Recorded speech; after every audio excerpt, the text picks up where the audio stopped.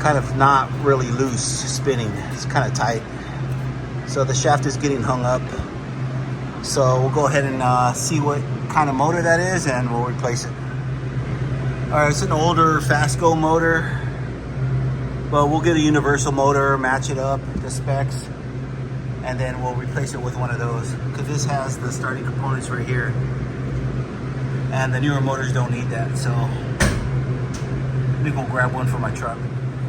All right, went ahead and took out the motor. Here it is, Fasco motor. So got pretty dusty on there, but it came out pretty easy. Family came out pretty good. See it right there. So let me go grab one for my truck. I believe I have universal. I'll show you what that means.